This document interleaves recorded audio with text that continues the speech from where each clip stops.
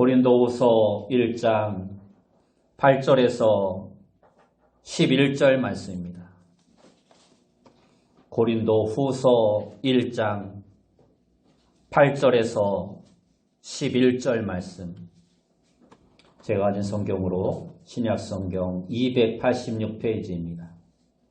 신약성경 286페이지 고린도후서 1장 8절에서 11절 말씀 제가 봉독해 드리겠습니다.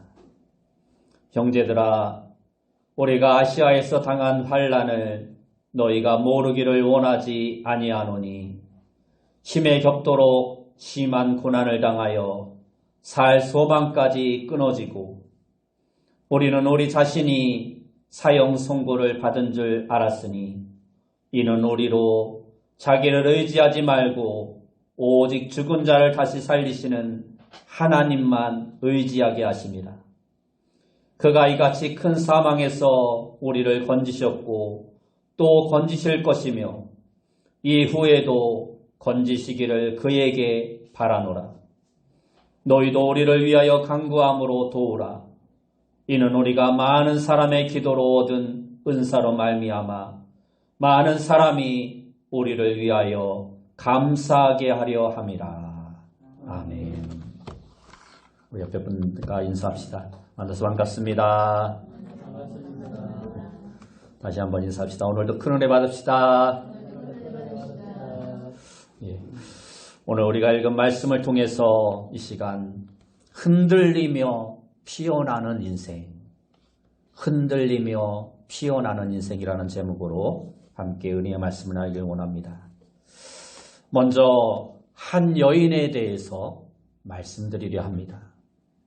이분은 대한민국 영어 교과서의 대표적인 저자이며 번역가로 또 스필가로 그리고 칼럼리스트였습니다.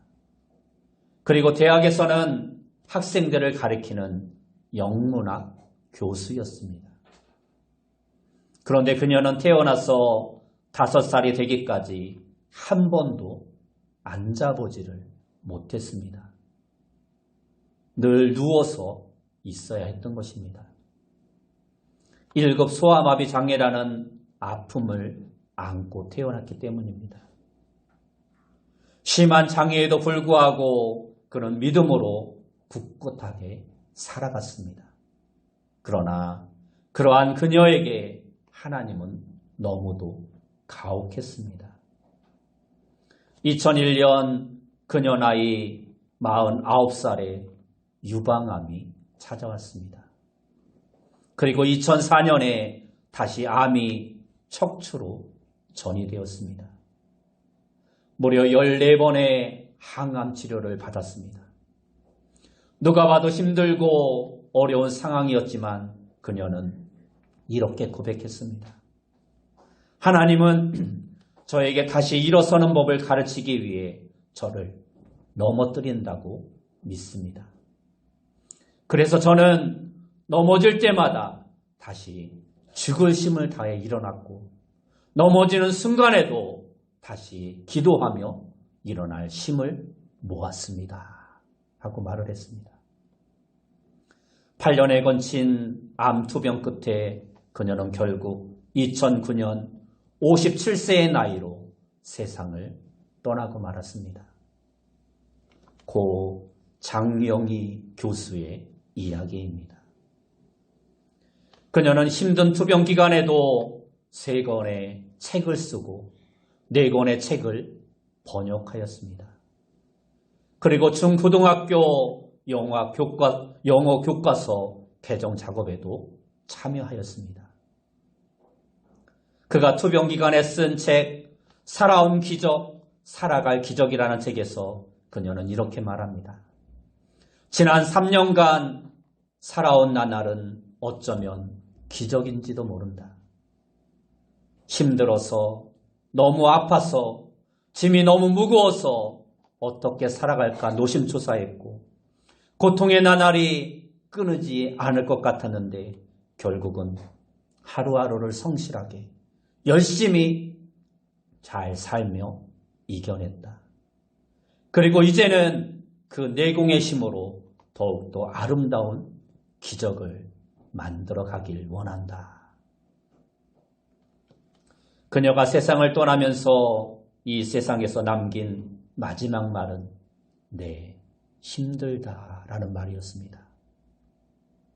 그런데 그것은 우리 모두에게 희망을 던져주는 그녀만의 유머스러운 말이었습니다. 여러분, 네, 힘들다라는 말을 거꾸로 읽어보시기 바랍니다.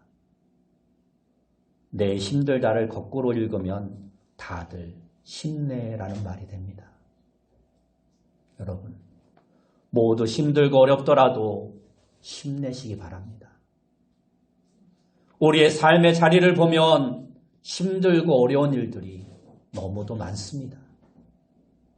겉으로는 평안해 보여도 양파 껍질을 벗기듯 한 번만 벗기고 들어가면 모두가 남모를 아픔과 남모를 고통을 끌어안고 살아가고 있습니다. 자녀의 일로, 직장의 일로, 사업의 일로, 그리고 인간관계의 일 등 다양한 모양의 역경들이 누구에게나 있는 것입니다. 우리는 고통이 없는 평안한 삶을 하나님께 요구하고 기도하지만 우리의 인생에는 이처럼 끊임없는 고통과 역경의 파도가 항상 밀려오고 있습니다. 누구도 그것을 거부할 수도 그리고 막을 수도 없습니다. 그러나 우리는 그 역경과 맞서서 이겨낼 수 있는 존재임을 알아야 합니다.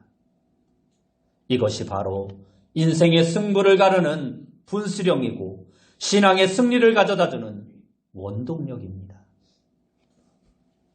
미국의 커뮤니케이션 이론가인 폴 스톨츠라는 교수는 앞으로는 IQ라는 지능지수나 EQ라는 정서지수보다 AQ라는 역경지수가 높은 사람이 성공하는 시대가 될 것이라고 말을 하였습니다.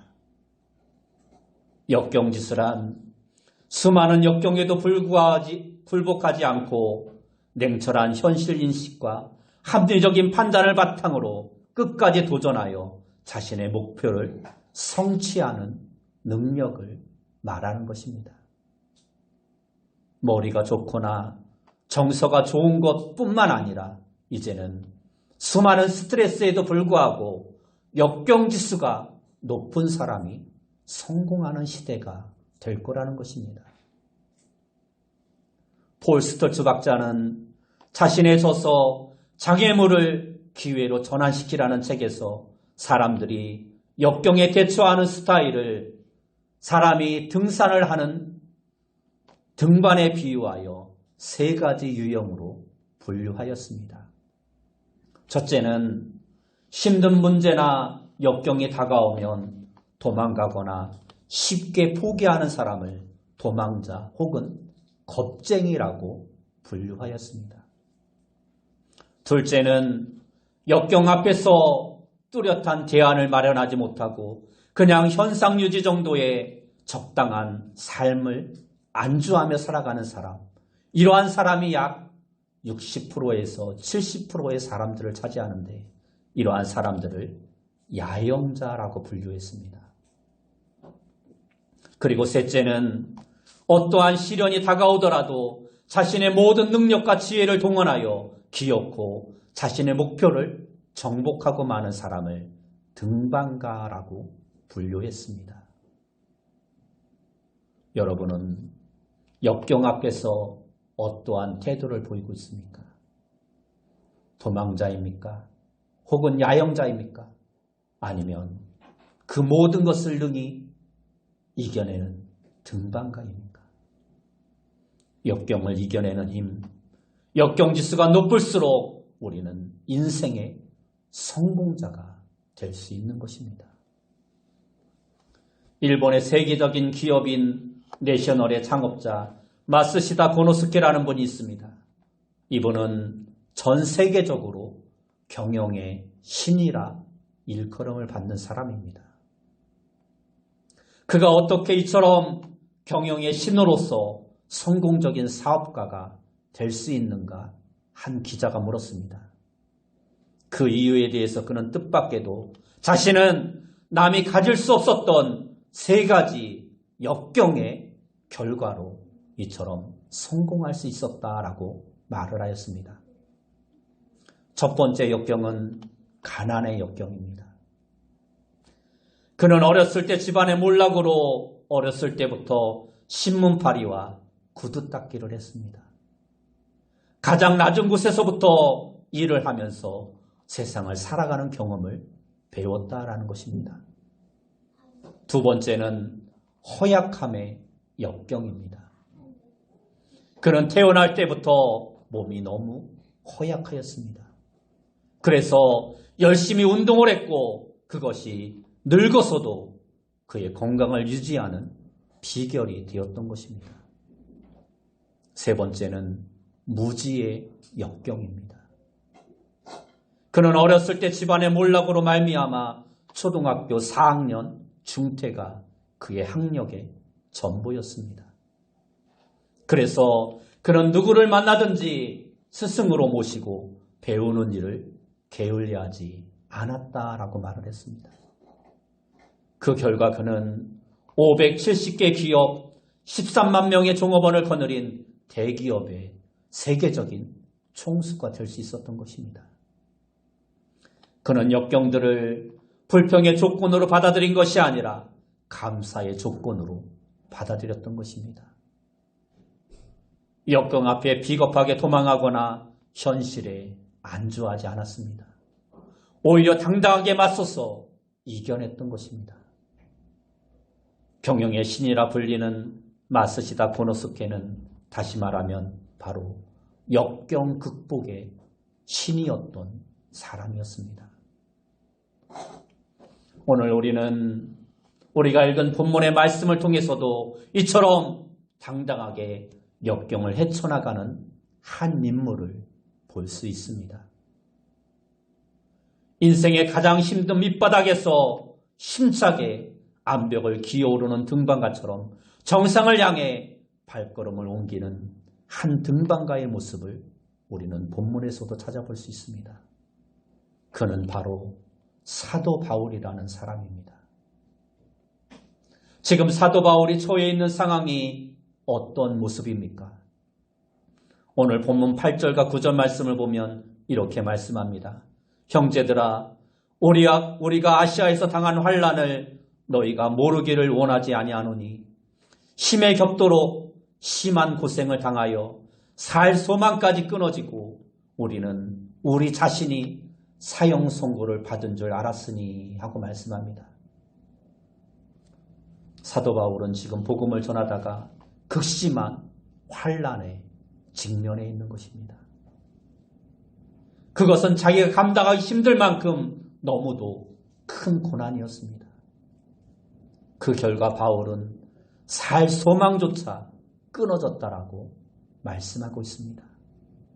한마디로 사형 선고를 받은 것입니다. 이제는 모든 것이 끝났다고 여겨지는 것입니다. 이보다 더 큰 절망의 상황이 있을까요? 아무리 우리의 삶이 힘들어도 이제는 죽었구나 하는 이러한 상황에까지 직면하지는 않을 것입니다. 그런데 지금 바울은 바로 목숨이 위태로운 역경의 상황에까지 빠지게 된 것입니다. 고린도후서 11장 23절 이하의 말씀을 보면 옥에 갇히기도 많이 하고 매도 수없이 맞고 돌로도 맞아 죽을 뻔하고 타고 가던 배가 3번씩이나 파손당하고 강의 위험과 강도의 위험 등 수많은 고난을 당하였습니다. 우리들이 인생을 살면서 바울처럼 이렇게 많은 역경을 만나는 것은 쉽지 않습니다. 물론 바울이 당한 이러한 역경은 자신의 죄나 실수로 인한 것이 아니었습니다. 오직 예수 그리스도의 피 묻은 복음을 전하기 위해 그 스스로가 선택한 고난이었습니다. 지금 그는 생과 사를 오가는 인생의 갈림길에서 흔들리고 있습니다.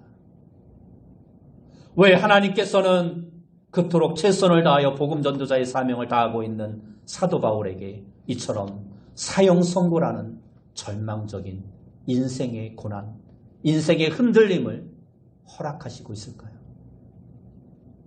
그 이유가 9절 하반절에 나와 있습니다. 이는 우리로 자기를 의지하지 말고 오직 죽은 자를 다시 살리시는 하나님만 의지하게 하십니다. 하나님만 의지하게 하십니다. 하나님께서 우리 인생 가운데 흔들리는 역경을 주시는 이유는 자신을 의지하지 말고 생명의 주권자 되시는 하나님을 의지하기 위한 훈련임을 말씀하고 있습니다. 때때로 하나님은 우리에게 책망도 하시고 징계를 하실 때도 있습니다. 그 이유는 우리를 낮추시기 위한 하나님의 특별한 훈련 과정이라고 성경은 우리에게 말씀해주고 있습니다. 왜 하나님께서 당신의 택하신 백성들을 광야 대학에서 무려 40년이나 수학하게 하셨을까요? 바로의 압제에서 무려 400년이나 고통당한 그들에게 쉽게 편안하게 일주일이나 혹은 2주일이면 능히 갈 수 있는 길을 왜 40년 동안이나 광야의 길을 걷게 하셨을까요? 그 이유를 신명기 8장 2절에 보면 이렇게 말씀합니다. 내 하나님 여호와께서 이 40년 동안에 내게 광야의 길을 걷게 하신 것을 기억하라. 이는 너를 낮추시며 너를 시험하사 내 마음이 어떠한지 그 명령을 지키는지 지키지 않는지 알려 하심이라 말씀합니다. 이 말씀을 보면 하나님께서 이스라엘 백성들에게 광야의 길을 걷게 하신 이유는 두 가지입니다. 첫째는 그들을 낮추시기 위함이고 둘째는 그들이 하나님을 참 하나님으로 섬기는지 그들의 믿음을 시험하기 위함이라고 말씀합니다. 하나님께서 이스라엘 백성들이 아무런 고생도 하지 않고 가나안 땅에 들어가 배불리 먹고 좋은 집에 살고 소유가 풍부해졌을 때 과연 하나님을 잘 섬길 수 있을까 의문이 생겼습니다. 혹시라도 그들이 교만해져서 하나님을 잊어버리지 않을까 걱정이 되었습니다. 그래서 40년간의 광야의 여정을 통하여 그들의 교만을 꺾는 훈련을 시키셨던 것입니다. 가나안 땅은 너희들의 힘과 능력으로 차지한 땅이 아니라는 것을 보여주신 것입니다. 만약 그들이 400년간의 종로로 타다가 한 달도 못 돼서 적각골이 흐르는 가나안을 차지했다면 과연 그들이 하나님을 잘 믿고 잘 섬겼을까요? 여러분 같으면 할렐루야 하나님 감사합니다. 이렇게 엄청난 축복을 우리에게 주시다니 일평생 은혜를 잊지 않고 목숨 바쳐 주님을 섬기겠습니다. 이렇게 고백하며 살 수 있겠습니까? 물론 입술로 고백은 할 수 있을 것입니다. 그러나 그렇게 살기는 어쩌면 불가능할지도 모릅니다. 우리의 자신의 모습을 스스로 점검해 보시기 바랍니다. 우리의 삶이 힘들고 어려울 때는 얼마나 주님 앞에 엎드려 기도합니까? 자신의 교만함을 내려놓고 하나님 앞에 겸손하게 엎드려 부르짖어 기도합니다. 그런데 우리들이 지금 먹고 살만하고 자식들도 잘 자라고 경제적으로도 남부럽지 않게 살 정도가 되었으니 하나님 앞에 더 감사하고 하나님 앞에 더 겸손하게 충성하며 헌신하며 살아야 하지만 우리의 모습은 어떻습니까? 그렇지 못합니다. 대부분의 사람들은 자신도 모르게 내가 잘해서 이만큼 잘된 것처럼 생각을 합니다. 마음이 교만해집니다. 하나님 앞에서 부르짖어 기도하지 않습니다. 첫사랑의 열정도 사라지고 기쁨도 사라지고 하나님과의 관계가 습관적인 신앙으로 변해져 갑니다. 이러한 상황을 하나님은 너무나도 잘 아십니다. 그래서 우리에게 때때로 광야라는 시험을 허락하시는 것입니다. 그것은 우리를 고생시켜서 넘어뜨리고자 함이 아닙니다. 바로 우리의 교만함을 깨뜨리기 위한 훈련의 과정일 뿐인 것입니다. 우리들이 역경의 고난을 지날 때 경험하는 것이 무엇입니까? 바로 자신의 연약함입니다. 몸이 병들어 입원해 보면 건강이 얼마나 중요한지를 비로소 깨닫게 됩니다. 건강할 때는 내 사지가 저절로 움직이는 것처럼 보이지만 누워있다 보면 몸이 불편해 보면 내 몸을 내 마음대로 움직인다는 것이 얼마나 큰 은혜인지를 깨닫게 됩니다. 제가 지난해 다리를 다쳐서 수술을 하는데 척추 마취를 하고 수술을 하였습니다. 전에는 그렇게 심하게 마취를 하고 수술을 받은 적이 없어서 내 발로 움직이고 내 마음대로 몸을 움직이고 흔들고 마음대로 눕고 일어설 수 있다는 것이 너무나도 당연하다라고 생각했습니다. 그런데 마취를 하고 나니 머리의 정신은 온전한데 전혀 몸을 움직일 수가 없는 것입니다. 수술을 마치고도 하루 정도 꼼짝도 못하고 몸을 움직일 수가 없었습니다. 한 자세로 계속 누워있다 보니 좀 옆으로 몸을 좀 돌리고 싶은데 그것조차도 되지 않습니다. 그만큼 건강이 중요한 것입니다. 비록 여러분 가운데 연세가 드셔서 몸이 조금 불편한 분들이 계실지라도 그래도 내 마음대로 내 몸을 움직이고 내 발로 걸어서 이렇게 교회에 나올 수 있는 것만 해도 우리는 너무나도 감사해야 할 이유라는 것입니다. 왜 하나님께서 위대한 사도 바울에게 오늘 사형 선고와 같은 인생의 고통을 허락하셨을까요? 예수님을 만나기 이전에 바울은 세상의 모든 성공 조건을 갖추고 살았던 훌륭한 인물이었습니다. 최고의 혈통에 최고의 학벌에 로마의 시민권까지 갖춘 성공한 사람이었습니다. 예수님을 만나고 난 이후에는 어떻습니까? 바울이 얼마나 능력이 많고 말을 잘했는지 사람들이 그에게 하늘에서 내려온 신으로 떠받들 정도로 훌륭했습니다. 가는 곳마다 교회를 세우고 수많은 기적이 그의 손을 통해 나타났습니다. 이쯤 되면 그가 얼마나 교만했을까요? 나는 뭐든지 할 수 있어. 난 참 대단한 사람이야. 어쩌면 그래서 하나님은 그에게 더욱더 혹독한 인생의 가시를 주셨는지도 모릅니다. 이것 때문에 바울도 몹시 힘들고 괴로워했습니다. 그래서 고린도후서 12장에 보면 바울은 자신의 몸에 있는 이 육체의 가시를 위해 기도했습니다. 그런데 하나님께서는 내 은혜가 내게 족하도다. 이는 내 능력이 약한 데서 온전하여짐이라 말씀하십니다.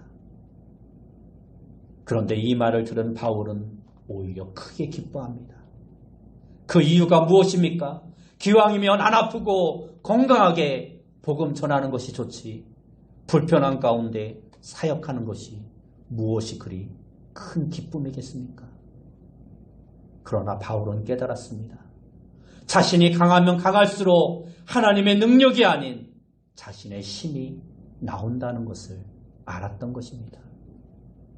그러나 반대로 자신이 연약할수록 더욱더 주님을 의지하고 주님을 바라보면 하나님의 능력이 자기를 통해서 나타난다는 것을 바울은 깨달았던 것입니다.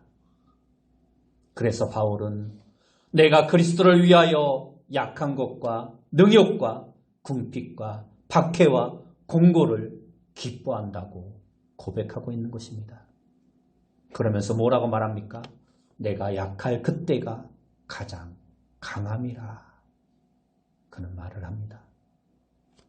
그렇습니다. 우리의 인생의 흔들림의 순간은 바로 나의 교만을 깨뜨리고 하나님을 바라보도록 하는 훈련의 시간입니다. 그 흔들림을 통하여 하나님의 능력을 의지하기 위한 시간이라는 것입니다. 바로 그 흔들림의 시간은 저주와 심판이 아닌 하나님의 능력으로 우리를 채워가는 축복의 시간인 것입니다. 그래서 고난은 다른 말로 하나님의 변장된 축복이라는 말도 있습니다. 주인이 애지중지하게 키우던 낙타 한 마리가 있었습니다. 그런데 어느 날 실수로 낙타가 웅덩이에 빠지고 말았습니다. 많은 사람들이 그 낙타를 건지기 위해 노력했지만 헛수고였습니다. 너무도 크고 무거워서 낙타를 구덩이에서 올릴 수 없었던 것입니다. 그때 마을에 있는 지혜로운 스승에게 사람들이 찾아가서 낙타를 구하는 비결을 물었습니다. 스승의 말을 들은 사람들이 고개를 끄덕이며 다시 웅덩이 앞으로 왔습니다.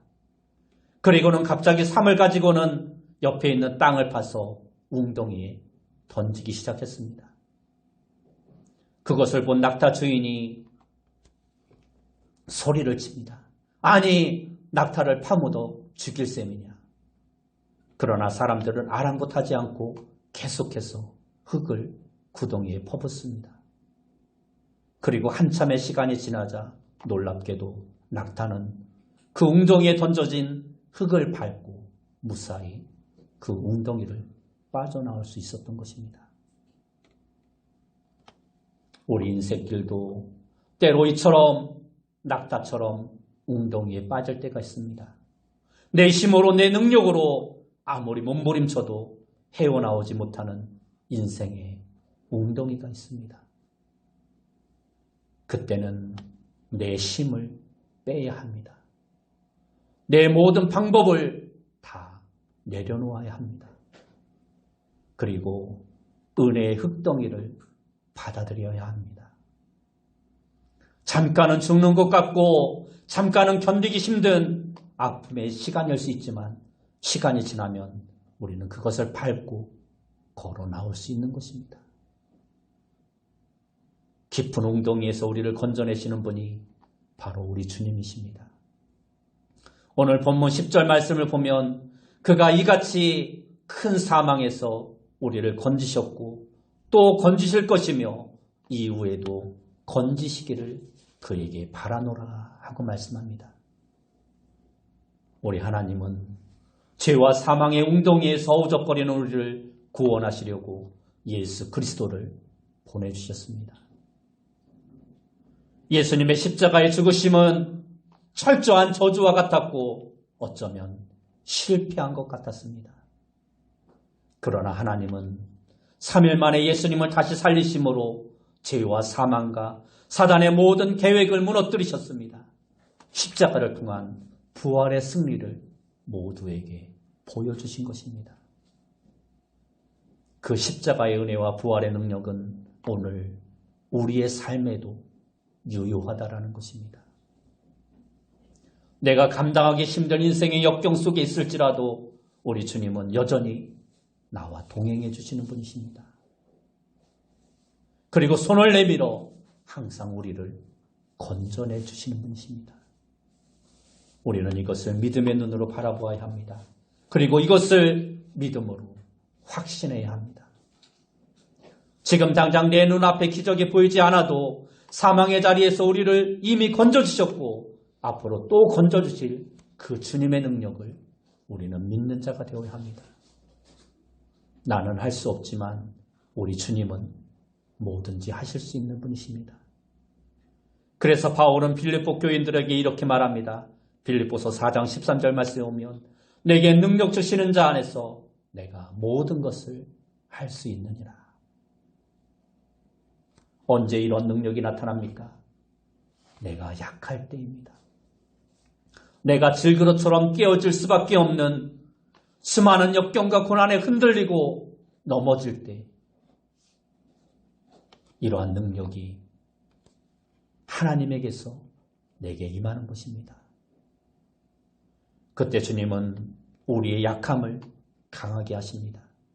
우리의 가난함을 부유함으로 채워주십니다. 볼 수 없는 것을 보게 하시고 갈 수 없는 곳에 가게 하십니다.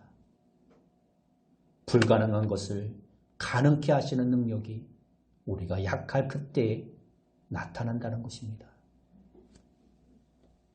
도종환 시인이 쓴 흔들리며 피는 꽃이란 시가 있습니다. 그 내용을 보면 이렇습니다. 흔들리지 않고 피는 꽃이 어디 있으랴. 이 세상 그 어떠한 아름다운 꽃도 다 흔들리면서 피었나니, 흔들리면서 줄기를 굳게 세웠나니 흔들리지 않고 가는 사람이 어디 있으랴. 젖지 않고 피는 꽃이 어디 있으랴. 이 세상 그 어떤 빛나는 꽃들도 다 젖으며 피었나니, 바람과 비에 젖으며 꽃잎 따뜻하게 피었나니 젖지 않고 가는 삶이 어디에 있으랴. 그렇습니다. 흔들리지 않고 피는 꽃은 없습니다.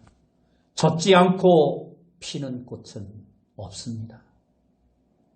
세상의 모든 아름다운 것들은 모진 비바람을 이겨낸 결과입니다. 하물며 하나님의 형상으로 지음받고 하나님의 자녀로 부름받은 우리의 인생길이 어찌 흔들리지 않고 성공할 수 있겠습니까? 지금 인생 가운데 어떠한 흔들림과 어려움과 고난이 여러분들에게 있습니까? 바울은 살 소망까지 끊어진 사형 선고를 받은 상황이었어도 하나님을 의지했습니다. 반드시 죽은 자를 살리시는 하나님의 능력을 신뢰하고 믿었던 것입니다. 하나님은 다시 주님을 의지하고 일어서는 법을 가르치시기 위해 때로 우리를 넘어뜨리시기도 합니다. 그 넘어짐의 순간에 주님을 의지하고 일어설 힘을 모으시는 여러분이 되시기 바랍니다. 그리고 흔들리는 순간마다 죽을 힘을 다해 다시 일어서시기 바랍니다. 그 흔들림 속에서 인생의 꽃은 더욱더 아름답게 피어날 것입니다. 그 흔들림이 오히려 주님의 향기를 드러내고 주님의 영광을 선포하게 할 것입니다. 이것이 흔들리며 피어나게 하시는 하나님의 훈련법인 것입니다. 내 인생의 떨림 속에서 우리가 내 힘들다라고 말하는 순간 주님은 우리 곁으로 다가오셔서 반대로 말씀하십니다. 다들 힘내. 그 사랑의 주님의 능력에 주님을 바라보며 여러분들에게 닥치는 어떠한 고난과 흔들림 속에서도 내가 약할 그때가 강함이라 고백한 오늘 사도 바울의 말씀처럼 주님의 도우심을 바라보며 당당하게 믿음으로 승리하며 나아가시는 귀한 성도님들이 다 되시길 예수님의 이름으로 축원합니다. 기도하겠습니다. 사랑하는 주님, 우리에게 힘들고 어려운 고난의 순간이 다가올지라도 오늘 사도 바울과 같이 우리를 도우시고 늘 우리의 기도에 신실하게 응답하시는 그 하나님을 바라보면서 믿음으로 승리하며 나아갈 수 있는 그 역경을 이겨낼 수 있는 귀한 성도님들 다 되어줄 수 있도록 인도하여 주옵소서. 예수님의 이름으로 기도드리옵나이다. 아멘.